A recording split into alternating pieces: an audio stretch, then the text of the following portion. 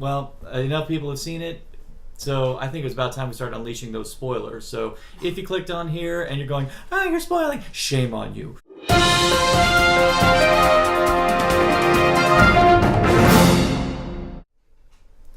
Well, many people know how I felt about The Last Jedi, but now for this I bring in my ever so lovely wife. Lynn, what was your take? Well, just to clarify, my first movie I ever saw in the movie theater was Return of the Jedi. I don't remember seeing it, but I apparently did see it. I have been a fan of Star Wars since I can think. I put a blanket over my head with a spoon and I was Darth Vader. So let's just put that out there. I've seen it all. Ewok movies, holiday special, prequels, don't even get me started. I had a graduation party because it came out before Phantom Menace and it had Jar Jar on the cake. So I know pain, all right? And as a testament to her cred as a fan, she pretty much made a fan out of me. Yeah, he hated Star Wars before we got married. Exactly. So that's how magical this person is. That's how one with the Force she is. Simply put, I absolutely love this movie. The movie makes a lot of bold choices, and it's not predictable, and it does its own thing. I'm glad it did, because I want to see something new. I don't want trade federations or taxes, but I just want to see something new, but with characters I love. And I like seeing people do things differently, especially when time has passed. You got 30 years have passed, someone's doing something you're not expecting, it's like, well, it was 30 years. I mean, I'm not the same 30 years ago that I was when I was a kid. So, I'm okay with change, as long as it makes sense to me. That being said, some people might not think things make sense. I felt everything made sense to some degree, even if characters did stuff that I was like ready to, whack them over the head. Everyone, by the end of that film, totally was where I think they should have been. And at this point, you've seen this film now 3 times. I've seen it twice. Mm-hmm. Can we definitely agree it indeed gets exponentially better with multiple viewings? Yes, more viewings, you get to soak in more, you get to see the little nuances, and also knowing what's going to happen eases the concept of soaking it in. You're not screaming and fangirling or fanboying over everything. Yeah, whichever screaming you decide to do.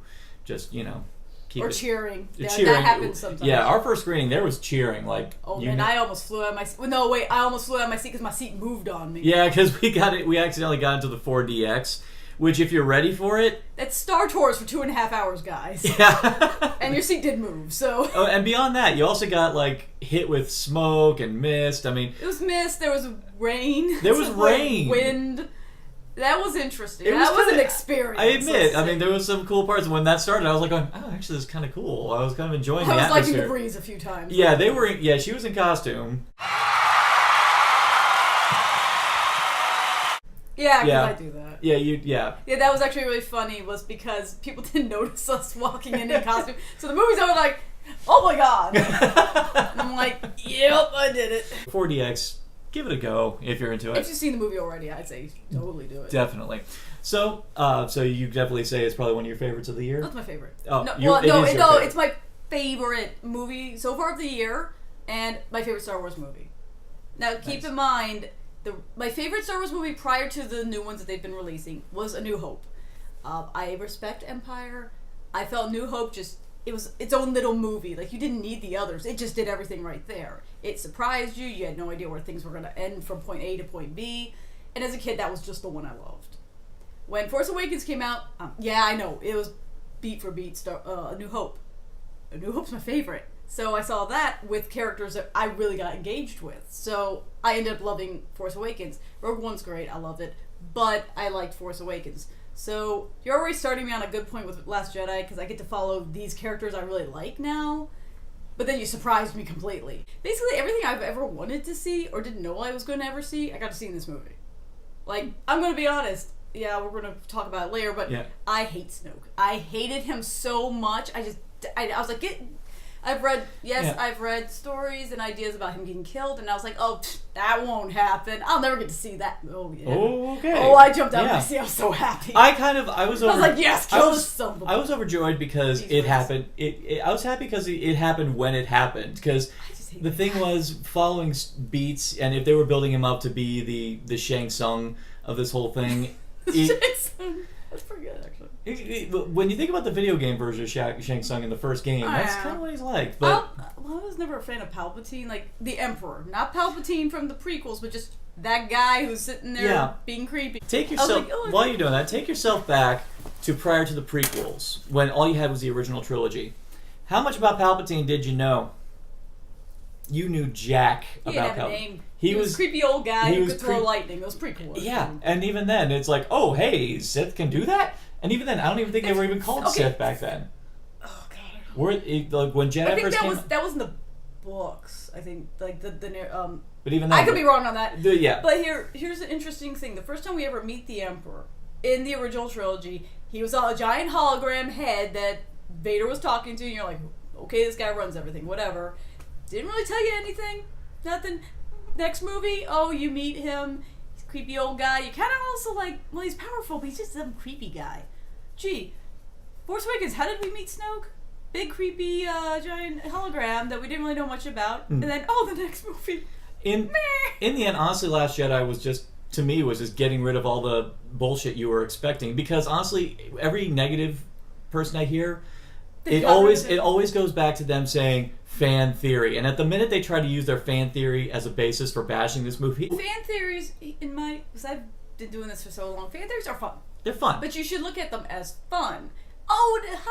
This is Stan Lee is really a watcher in the MCU. Oh, okay, well, they just made that true because it is actually a fun theory. They made that true. If they didn't make it real, we really wouldn't care, would we?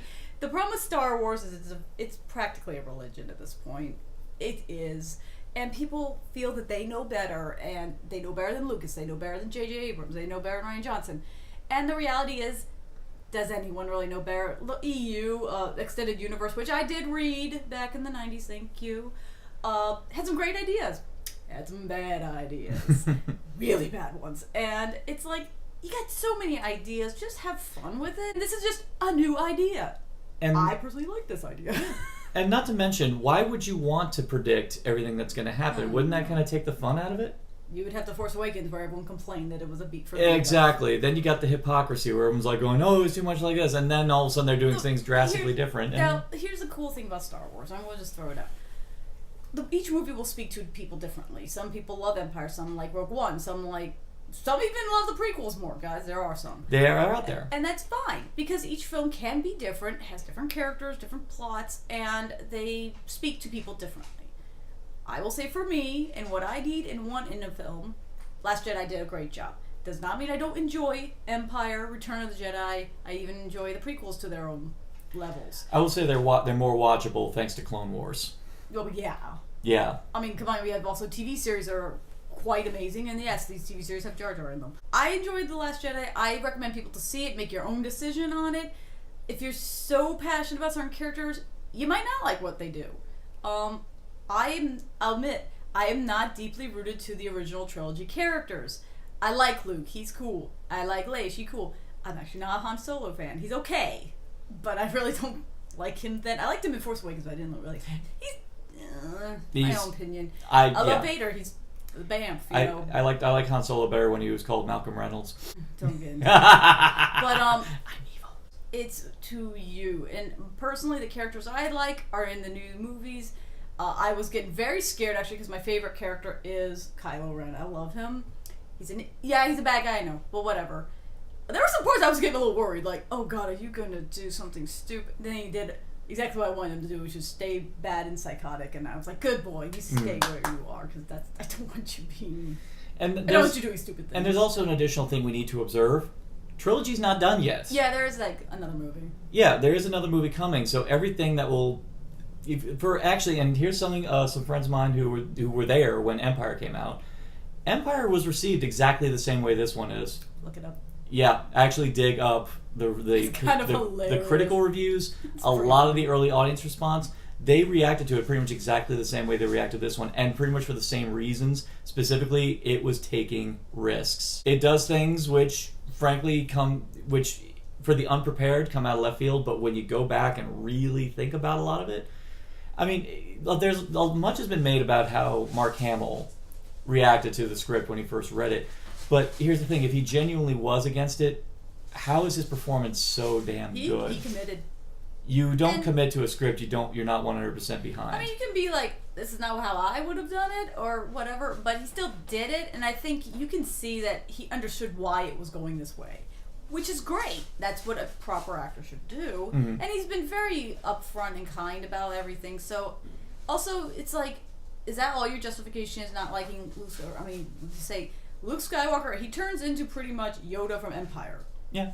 No one complained about Yoda from Empire. It's awesome Yoda. And I really like that. I mean, Luke lost a lot. Like, some people are complaining that Luke saved Vader and stuff, but why is he so about losing Ben Solo? And I'm like, wrong comparison. How did Obi-Wan respond to losing Anakin? He kind of didn't he vanished away and pretty much was just like, yep, I'm out. You know? Well, here's another thing to observe about Obi-Wan. But he was also a better-trained Jedi. Not just that, but he actually, the thing that kept him going was that he gave himself a mission. Well, yeah, he had a mission. He also was a trained Jedi all his life. Yes. Luke, guys, he's not that well trained. He got, a week with Yoda? And that didn't go well, if you remember the movie. He was never properly trained, and he lost his own flesh and blood that he was, helping his sister with. He was trusted with this. And kind of also helped be the spark to cause it. So I don't blame him for kind of turning into a crotchety, angry individual who was very disillusioned with everything. Think about, he had more losses than probably Obi-Wan did. And it even goes further in many regards. He goes on that island, finds the Jedi texts, reads their history, and finds out Jedi may not have been all that great. I've been saying that for years. The only two Jedi he really came into contact with was Obi-Wan, briefly, and Yoda, briefly. Neither one of them really kind of told him how things really went. If you know Clone Wars, if you know the prequels, the Jedi were not 100% great. No. They were better than the Sith, yes. But they were still they had some problems.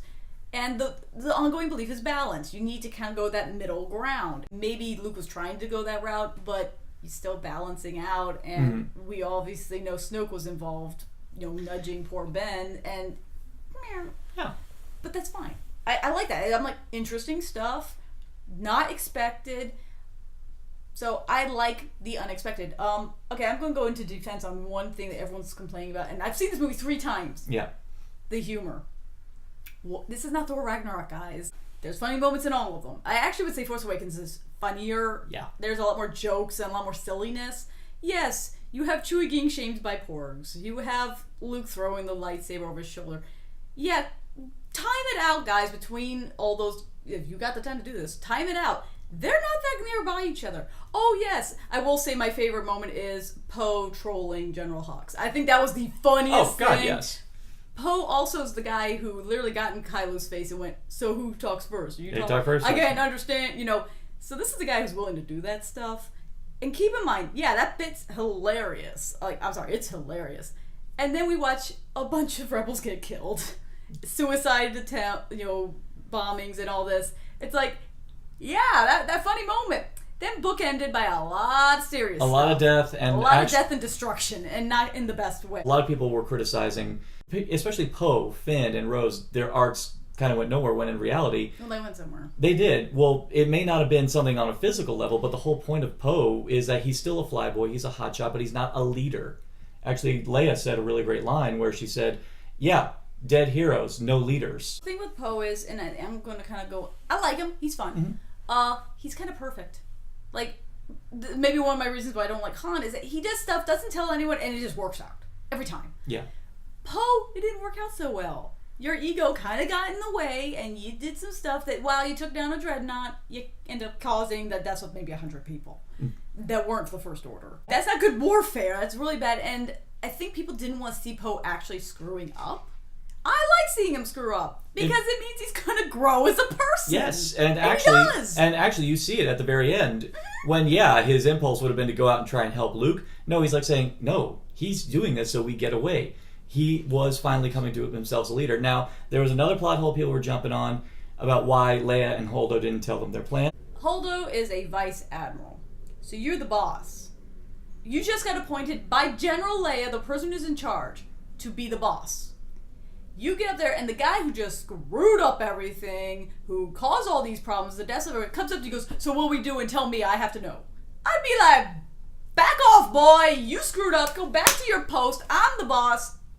I got this. Yeah. And he also starts telling her everything that she already knows. Like, she even goes, thank you for telling me that. I already know. she's under zero obligation to tell him anything. She's the boss. Hell, he got demoted. Yeah, he was even demoted beforehand, and she calls that out. And she's actually has a great plan. She doesn't need to tell anybody. It's actually Poe's fault that DJ's, this is a later point, but the First Order finds out about the transports. Because he's mouthing off to everybody, and they find out. Yeah. Although, yeah, could she have been like, she even said, I got this. I got things under control. He should have been like, okay, you defeated in battles, you've done well before, I'll trust your judgment. No, he won't. It's because of his ego. Mansplaining kills. In this case, it pretty much does. Like, hate to say it, but it's your fault, Poe. Yeah. You really jacked But the best part is, it's not just on one side either. In fact, one of the great things about Snoke's demise is that you're seeing it on the other side of his arrogance and his belief that he's so powerful ends up blowing up in his face. I think my favorite moment... was awesome. My favorite moment is not just him getting killed. It was such a great death, but the fact that if you go back and watch it, he's narrating his own death. It's great. It is amazing. Strike down your enemy, and it's like slowly turning. Yeah, he will turn his lightsaber, and he like, will strike down. Dude, like, look to the left, look to the right, look to the right. You're freaking narrating your own death, and you have no idea because you are so your wizened head is up your scrunchy ass. Thanks for that image. No, I love that they push the hatred levels between Kylo Ren and General Hux more. Like, you see these two do not like each other, and I love it. They hate each other so much, and it's fun, but they still work together. So if you think about the First Order, these people hate each other, and they are functioning conveniently and well functioned. The Resistance have slight miffs with each other, and everyone dies. Like, so that's why I'm totally with the First Order. They still have their things together, you know. Their leader's in that job now, fair point, but they still function. Going into the ending of this movie, and I said it in my first review, I love this sense of I have absolutely no idea. Yeah. I mean, at the end of Empire, you still get a vibe of where it's possibly going to go. They're going to save Han. They're going to save Han. Luke's going to confront Vader regarding his issues being a father. This one, I have no idea where it's going to go beyond this. I have no idea. And the funny thing is, the one subplot which people thought went nowhere actually at the very end reveals it may be minor, but it's probably going to segue into something mammoth in the next one. Specifically, the notion that even their efforts on Canto Bight was able to spark inspiration in the downtrodden population to the point where it could actually... Which was probably the most important thing that the Resistance needed, was to spark hope. One of the best lines, it's even in the trailer, we are the spark that will light the fire that will burn the First Order down. That's what this whole thing is about. It's about showing how even the most minor spark can inspire. And it's also about learning from your mistakes and your weaknesses. All the characters have learned. I mean, the Resistance is not like the Rebellion. The Rebellion was a union between a bunch of planets and a bunch of conglomerations. Okay, case in point. We met the Rebellion after 20 years of civil war happening, currently to an empire. So it was a rebellion versus the empire. This time, you kind of had a unofficial military service for the New Republic versus a terrorist organization, which is the First Order. Well, in the last movie, there's no more government. So you really had just these two smaller groups fighting. And it's very guerrilla warfare and very small scale. Yeah. I'm hoping, the only thing I can hope for, that the scale gets bigger.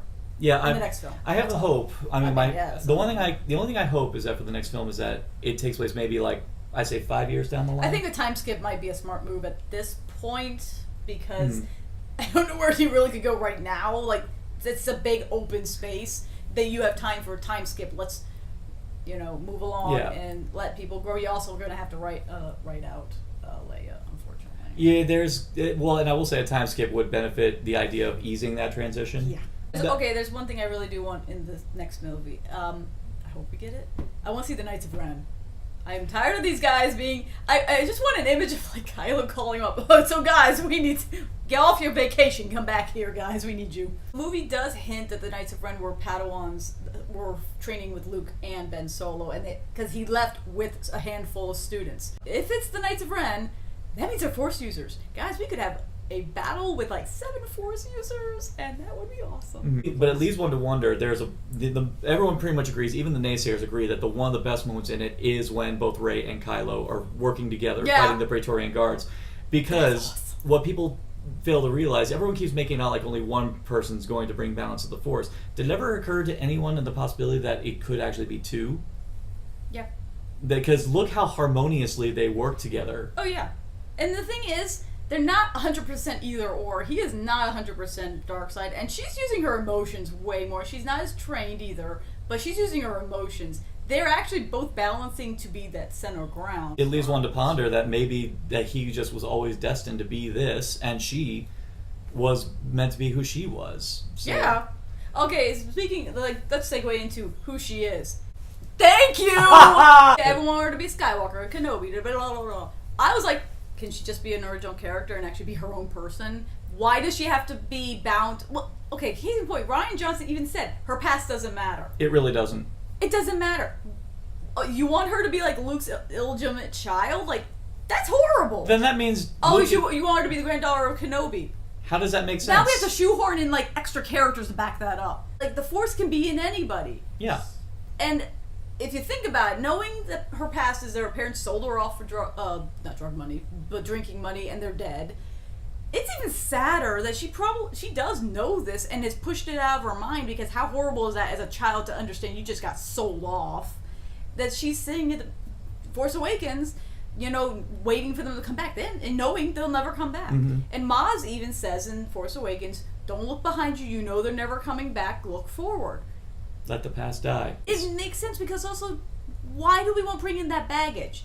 Like, Luke had that baggage of, my dad is Darth Vader. Kylo has the baggage of his lineage. Yeah. Let her just not have that baggage, guys. She's actually can accept that this is who I am, move along. That's great, and it's not weak storytelling. Weak storytelling is trying to shoehorn her lineage into a pre-established It's story. fan-wanky, it's cliche. Let it go. I like it. She's an original character. She stands on her own 2 feet. It all goes back to the classic adage, sic parvis magna, greatness from small beginnings. You can't get smaller than someone sold off into slavery. Yeah, that's kind of epic if you think about it. That's like classic, like that's all. That's lower to up. That's space Dickensian right there. Yeah, really. That's honestly I loved it. That's powerful storytelling right there. Like, a lot of people are about the whole Rey and Kylo balancing their little Force Skypes missions and all. Fun fact, I actually saw this on the third one. It soaked in more. When she goes to try to save him, it's not to save him as a person. It's not, oh, I'm related to you, I need to save you, my brother, cousin, nephew, former roommate. She's strategizing. She's like, we need to take out the First Order. We need to bring balance to the Force. Maybe getting him to turn. We'll do that. The girl's strategizing. No romance. No. Death to Reylo. She's looking at this as a strategy. Take this person out of this situation, get them maybe even on our side, we could turn the tides. Yeah. She says that even, like, she even literally says this, and yeah, Luke's like, that ain't gonna go well. She knew Kylo was the linchpin, and if you want proof, dude just killed Snoke by thinking it. Yeah, he is kind of a linchpin, and just like Vader was kind of a linchpin. But Luke had a personal investment to Vader, because that was his father. She doesn't have any personal investment at all, except for the fact that she kind of knows what happened and is like, maybe we can use that to our advantage. Mm-hmm. She's strategizing, which I hold more respect for her as a character, that she's thinking more outside the box and almost made it. Just, that throne looked so good. It was a beautiful throne. Yeah, it was a nice looking throne. Actually, going on to a technical level here, I think another reason why I love that fight scene, that big fight scene so much, is it started off red, this beautiful sheen of red, very Dario Argento, very Suspiria. And then in the midst of the fight, it's on fire, and then very gradually... it starts burning away. And the visuals just look so astounding. I mean, my favorite lightsaber battle of the entire series so far up to Last Jedi was Duel of the Fates. Prequels can't deny you, Duel of the Fates exists. Duel of the Fates is pretty amazing. I love that sequence. Yeah. This goes up to that level, in my opinion, because you had multiple battles. The Praetorian Guards were not in the movie much, but when they were, you remembered them. Even when you first meet them, for that brief moment when they're going, bah! Or they get into mode, like fighting mode, and then they just go back into it. It's very samurai-like, but it was... very Spartan-like. I was like, those guys are going to mess you up. Yeah. So I really loved it, and it had a metaphoric battle, but not like shoehorned metaphoric. It was a little more organic. And here's the other thing, and this goes back in my Star Wars hating days. One thing that never sat right with me was how, let's face it, his turn on Palpatine, It seemed a little forced, but ironically just as forced as when he initially turned to the dark side in Sith.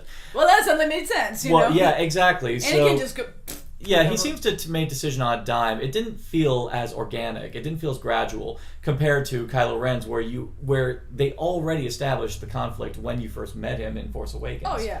So that's why I like him. Yeah, exactly. He's actually a conflicted character. He's not a good guy, but he's a conflicted. And character. honestly, nowadays, what we want in a villain character is actual human conflict. And I think the thing I find most fascinating is that what he thought was going to work to help him go dark was kill his dad, and it ended up making it worse. But now the thing that did work... Though I do find it funny that Snoke pretty much calls out all the complaints that people had about the character in after Force Awakens. Snoke clearly is like, I got a checklist from the internet. Mm-hmm. She beat you, she never used a lightsaber. Magnolia fan said this. Yeah, and like he's reading out a list, and I was like, Someone's been on Twitter. Someone's been reading Twitter or something. I do costuming, and I do Kylo, of course. Mm-hmm. I'm not gonna lie, I cracked the hell up when he destroyed the helmet after like 5 minutes. Yeah, because everyone kept like saying he was trying to be Vader. Yeah, he was trying to be Vader, and they're like, he ain't gonna be Vader no more. Exactly. And I personally was glad they got rid of the helmet. I love the design, and I think it looks great. But Adam Driver is such an expressive person. I feel like just the scene in him flying the TIE Silencer, if you had him wearing the helmet, there would be no emotional connection. Yeah. Like the conflict of maybe shooting his mother would not be there. I'm like, thank you, because I feel that was one of the downsides on rewatching Force Awakens is that you feel zero conflict with that character because you can't see them. And when you do, then people complain for some reason. I'm like, guys, we're not going boogeyman level. We actually have a character. So kudos to Last Jedi for actually letting us see conflict in our characters. And what's even better, we had our cake and ate it too with that one. While on the one side we did have, because I will say I did see it coming that he wasn't going to pull the trigger, but I love that afterwards one of the other guys were right like, behind him. We'll do it. Fuck it, we'll do it. And I love how because think about it, he doesn't know his mom's alive. That's true. He does not. He thinks she's dead, yeah. Yeah. And he did not look happy about it. And then he gets that phone call from Hux saying, get your butt back here. And I'm like, oh, that's not what you need, man. You're already pissed now. Leia being a Force user, which is something we've all kind of Well, we know thought. she can. And, okay, extended universe reading, she trains as a Jedi. Not to a full capacity, but she does use the Force. So we got to see her use the Force. Was it slightly cheesy? It looked a little Peter Pan-y. A little Peter Pan-y, a little Superman, but it confirmed.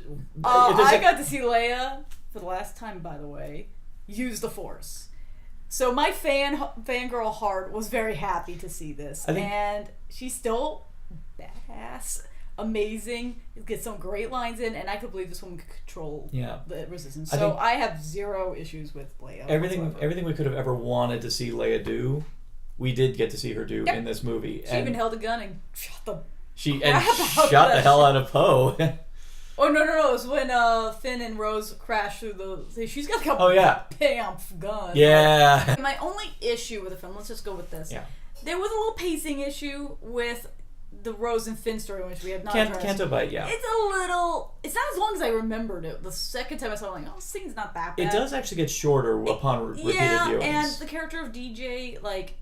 I'm gonna admit, I like him because he calls out some stuff that never was called out before, which is, y'all just fighting, and you don't really... You're gonna bomb them, they're gonna bomb you, whatever, I'm out. Actually, the only people who win are the people who profit from it. Yeah. And honestly, in Star Wars, prior to this point, I've been watching... The only people I've ever seen profit from it are like low-grade smugglers, like Hondo or... some smugglers, the Hutts. But then, but to see... How you see them, yeah. Honestly, one of the things that made me love Rose so much. I loved seeing her disgust at this place, seeing these people just completely. She also gave her backstory, which kind of also shows how bad the First Order has been to people in general, like not just shooting things or blowing up planets, but they've been behind the scenes, really just destroying areas, and I like that. I enjoyed DJ, so.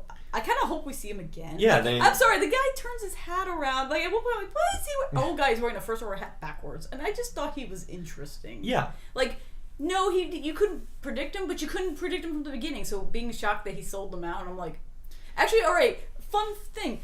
The First Order paid him and let him go. Well, apparently they have some kind of honor system. They're like, well, the info's good. Here's your money. That's one thing, but here's I was very surprised by that. I was like, why didn't they just shoot him? What's going to happen when the time comes when the Resistance is the higher bidder? Yeah. They said they would pay him anything. Yeah. Oh, the Resistance will pay you. So it's like, how's that any different? Like, yeah. He saved his own butt. And that makes him, you blame him? And in a fashion, that made him the most dangerous character in the entire movie. Yeah, and he overheard the information. Like, opened his mouth, and DJ's just like this.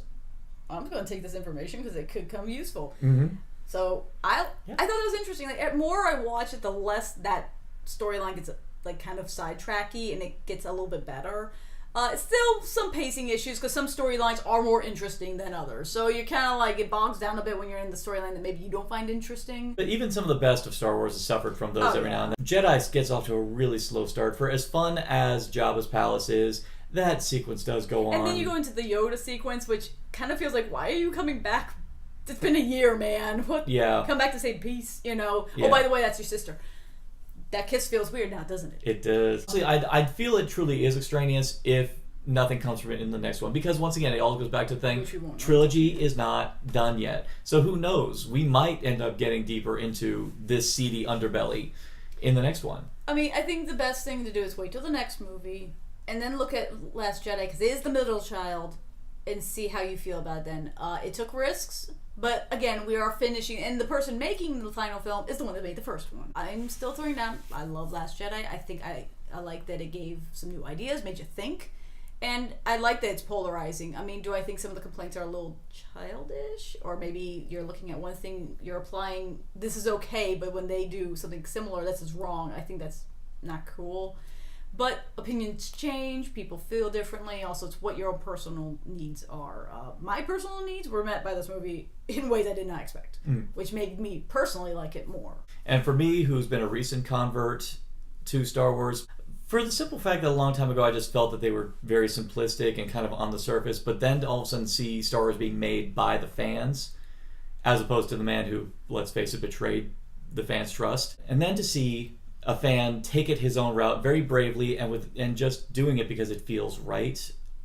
Honestly, that's the kind of bold storytelling that I think we need to have in the midst of big franchise filmmaking. So I guess just take risks. If it goes well, if it doesn't go well, you're gonna see the next one. Just be honest. Yeah, the franchise is I think it's doing fine though. It's like almost $750 million worldwide. It's in the profit margin. I think it's good. It'll be fine. The only time's truly going to tell where this thing stands in the midst of the franchise. But what matters is don't write off Star Wars yet. And if you are one of the naysayers, actually take a time, sit down, and really look at it again. If you don't like it, you don't like it. Not everybody likes Force Awakens. A lot of people don't like Rogue One.